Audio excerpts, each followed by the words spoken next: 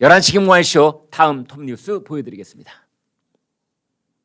마의 57% 뚫고 문재인 대통령도 훌쩍 뛰어넘을 것인가? 네, 문재인 대통령이 본인이 훌쩍 뛴다는 게 아니고요.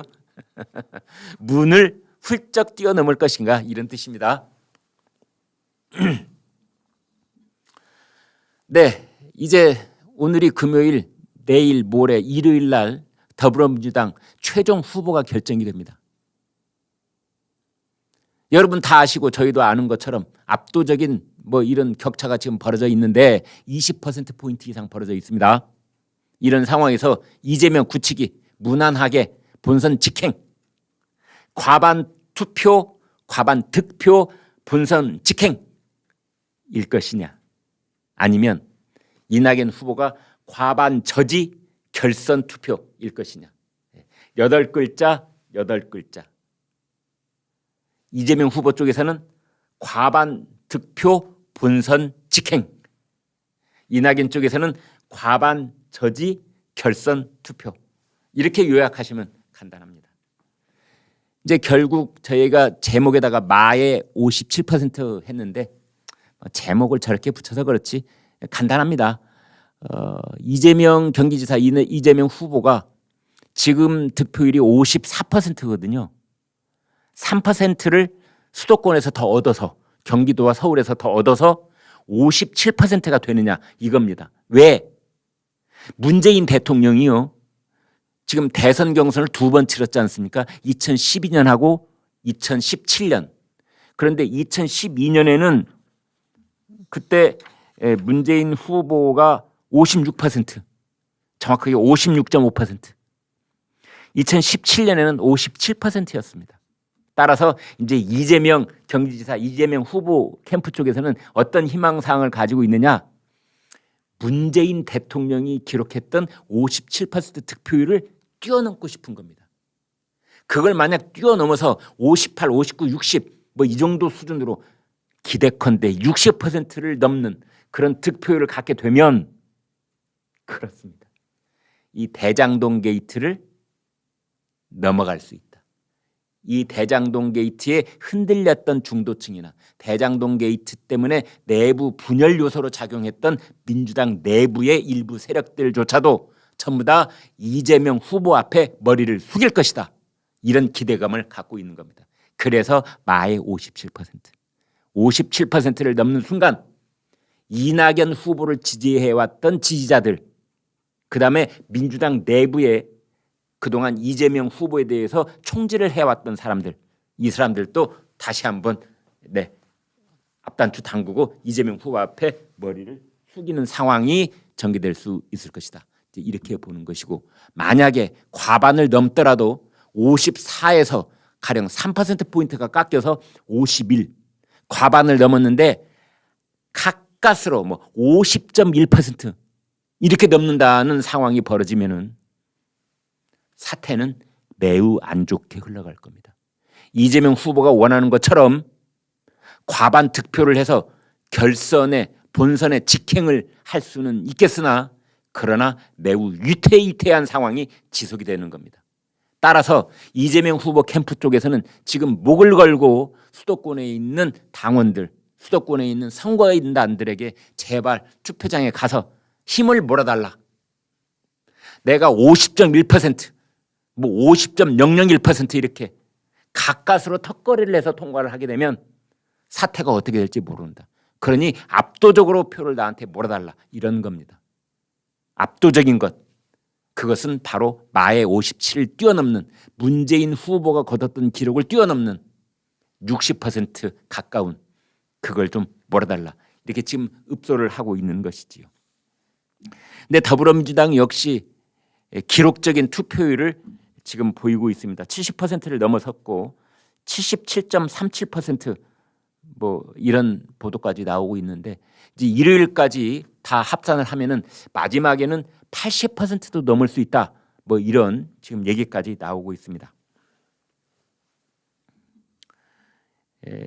그래서 이낙연 후보 입장에서 본다면 어떻게든 그 이재명 후보의 매직 넘버, 그러니까 투표를 21만 표만 더 얻으면 이낙연 후보가 몇 표를 얻든 상관없이 그냥 자력으로 본선 직행이 가능합니다. 그것을 우리가 매직 넘버라고 하지 않습니까?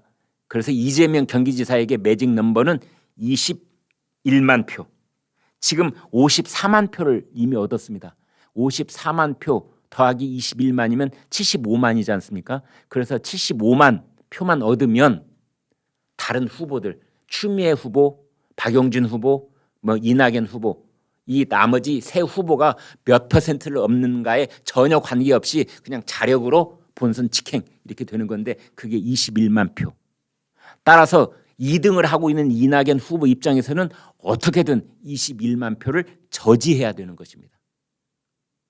그래서 이낙연 후보 입장에서는 본인은 35% 이상, 현재 34%거든요. 본인은 35% 이상, 36 이렇게 가면 좋겠지요. 대신에 이재명 후보는 48쯤으로 떨어졌으면 하는 것이 지금 이제 이낙연 후보의 전략이고 기대고 희망입니다. 많은 정치 분석가들은 그럴 가능성은 거의 없다. 지금 그렇게 보고 있습니다. 왜? 대장동 게이트가 연일 신문을 도배하고 방송에서 주요 뉴스로 대여섯 곡지씩 연일 보도가 되고 있지만 그러나 웬일인지 이재명 후보의 지지율에는 거의 변화가 없습니다. 오히려 조금씩 결집 효과가 일어나는 그런 양상마저 보이고 있기 때문에 대장동 게이트가 민주당 내부의 경선에 끼치고 있는 영향은 미미하다. 지금 그렇게 돼 있는데 이제 마지막에 청와대가 엄중하게 지켜보고 있다. 이 이유 그 무렵에서 갑자기 큰 변화가 보이고 있습니다.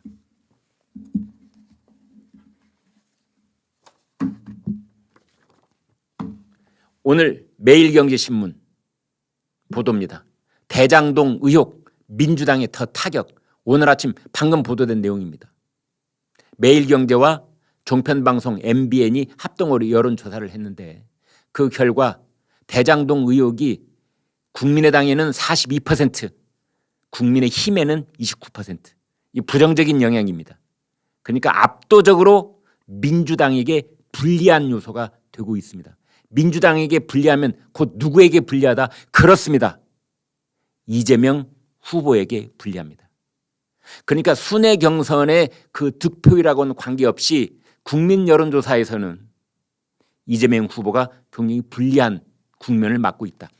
여기 이 부분 제가 이 부분을 말씀드리겠습니다. 민주당 내 대선 후보 적합도를 물었습니다. 그랬더니 이재명 34.1%, 이낙연 31.1%. 아마 이 여론조사를 한 이후에 이재명 대 이낙연 격차가 3%포인트로 좁혀진 건 이번이 처음입니다. 더더군다나 이재명 후보는 멈춰 있거나 약간의 하락 이런 낌새가 보이는 반면에 이낙연 후보는 사뭇 치고 올라가는, 어쩌면 시간이 조금만 더 있으면 골든 크로스를 기대할 수 있는 그런 국면인 것입니다. 그래서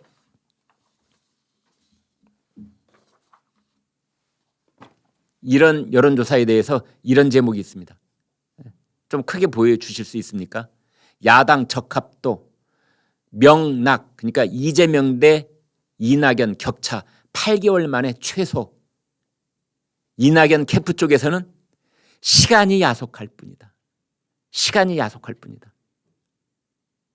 네, 얼굴 사진까지 함께 보여드리겠습니다. 이낙연 쪽에서는 시간이 야속하다.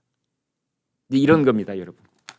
그래서 시간이 일주일만 더 주어진다면, 아니 아쉬운 대로 사흘만 더 주어진다면, 이렇게 토요일, 일요일 이런 요일 말고 월요일, 화요일 같은 평일 비즈니스 데이가 이틀만 더 주어진다면 1, 2등을 뒤집을 수는 없을지 몰라도 이재명 후보의 50% 선은 꺾어서 과반을 저지할 수도 있을 터인데 참 시간이 야속하네.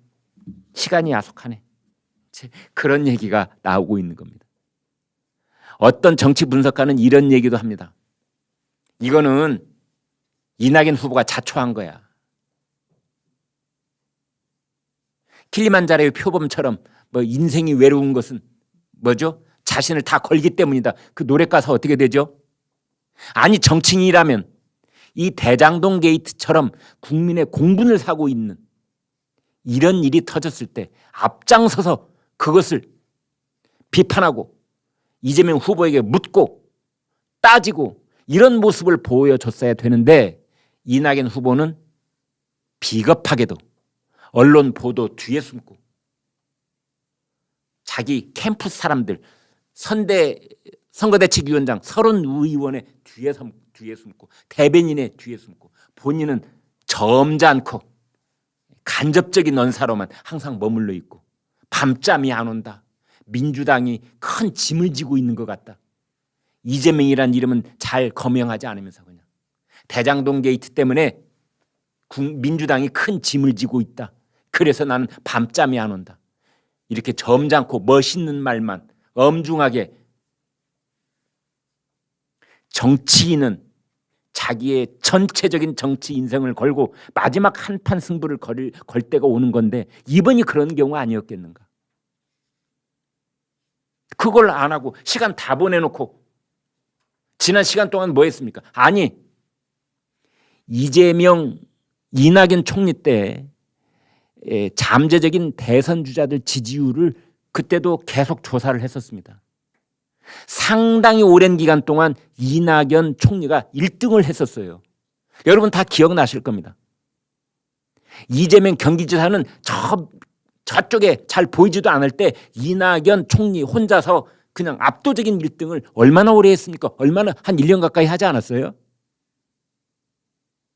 그 시절에 대한 꿈에 젖어 있었던 겁니까 혹시? 그래서 언젠가 반등이 저질로 찾아올 것이다 이랬던 겁니까? 그 좋던 시간 다 보내놓고 이제 시간이 야속하다니. 댓글 보여드리겠습니다.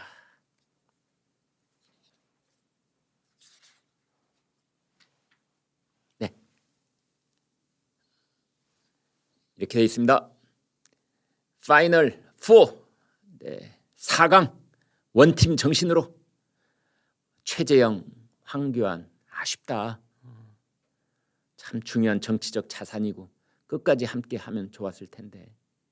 두 번째, 역선택만 아니었다면 빠질 사람 한 사람 있다 이런 뜻인 것 같아요.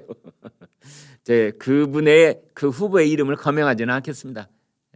이 댓글을 주신 분은 역선택만 아니었다면 지금 4강에 합류한 누구누구는 빠졌을 수도 있다 이런 말씀을 하시는 것 같습니다. 세 번째, 나쁜 놈, 이상한 놈한테도 지고 있는 국힘 후보들. 네, 이런 생각 가지신 유권자들 참 많을 겁니다. 이런 생각 가지신 국민의힘당 지지자들, 정권 교체를 바라는 유권자들 참 많으실 겁니다. 아휴, 혀를 쯧쯧쯧 차는 소리가 들리는 것 같습니다. 계속 보여드리겠습니다. 마의 57% 넘느냐? 네, 우리 전현석 대표가 지금 써주신 건데 한자를 아주 잘 쓰시네요. 저 마자 어려운 글자인데 마의 57% 넘나? 일필 휴지로 써주셨습니다.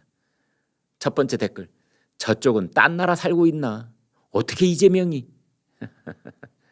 네, 그러니까 이제 이런 얘기를 하는 분들이 많아요. 왜냐하면 그 이재명 후보를 지지하고 있는 분들, 이제 그분들은 어떤 소리가 들려도 그 지지를 철회하지 않는 이제 그런 분들이다. 이제 이런 것이지요.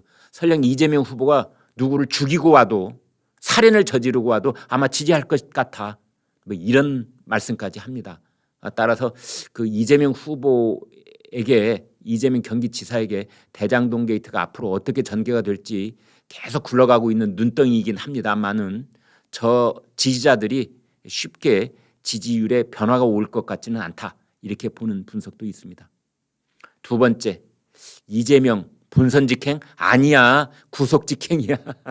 그래서 본선이라는 글자를 썼다가 일부러 지웠습니다. 이재명 구속 직행이야. 세 번째, 이낙연이 무능한 거야. 그러게 말입니다. 많은 뭐 이쪽 야당을 지지하시는 분들도 여당 쪽의 경선을 바라보면서 아니 이낙연 그렇게 한 방이 없나? 국회의원을 4번을 했고 도지사에다가 총리에다가 당 대표까지 했는데 그렇게 한 방이 없나? 지금이 어떤 국민인지 정말 모르나? 네, 여기까지 짚어주셨습니다.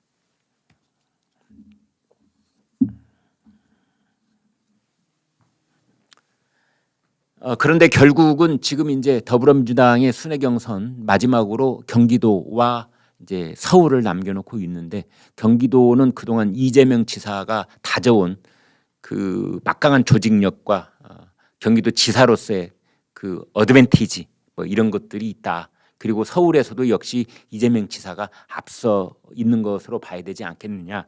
이제 그러고는 있습니다만 그런데 지금 좀 전에 말씀드린 것처럼 더불어민주당 순회 경선 마지막 스테이지 이 수도권에서 지지율이 굉장히 높습니다. 투표율이 굉장히 높습니다. 그래서 그게 지금 80%에 이르지 않을까 다들 그렇게 보고 있는데요. 이걸 해석하는 방법이 양쪽 진영이 다릅니다. 이재명 경기지사는 위기감의 발로다. 위기감. 그러니까 민주당 선거인단은 이거 대장동 게이트 이거 잘못하다가는 우리 당의 1등 후보가 쓰러질지 몰라.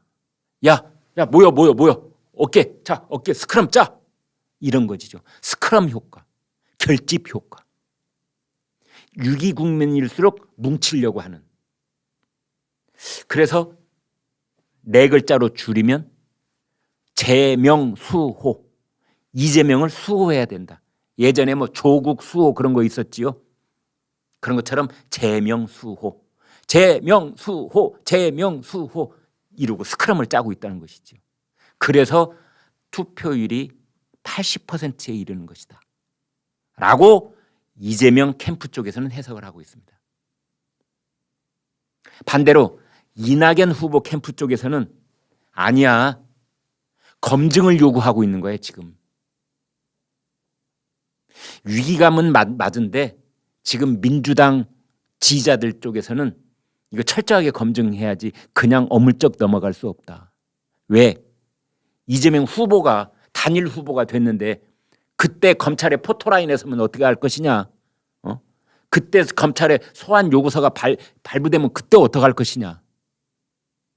이런 사람들이 드디어 목소리를 내기 시작하고 있다. 이게 지금 이제 이낙연 후보 캠프의 해석입니다. 그래서 결선 투표 가능하다. 이렇게 보고 있는 것이죠. 여러분 생각은 어떠신지요? 결선 투표 있을 것 같습니까? 아니면 더불어민주당 경선은 이미 끝난 거나 다름없다. 이렇게 보십니까? 이낙연 후보가 그 신라 같은 이 희망의 불씨 어떻게 튀어볼 수 있을 것 같습니까?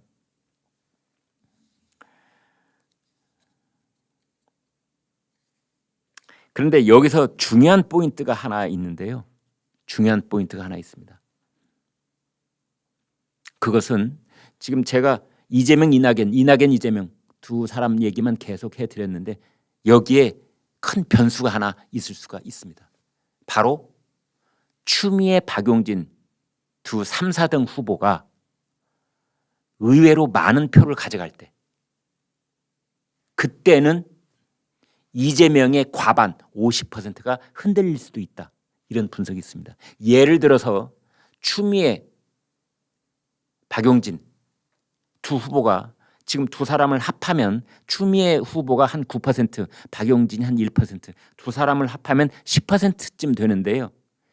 수도권에서 이 두 후보가 의외로 분전을 해서 만약 15% 정도의 둘 합산 결과가 나오면 그리고 그 15% 정도의 득표율이 이낙연 후보 쪽에서 가져오는 것이 아니라 이재명 후보 쪽에서 가져온다면 그렇다면 이재명 후보의 50% 그 과반이 위태로울 수도 있다. 뭐 이런 분석도 나와 있습니다. 전체주의의 그림자가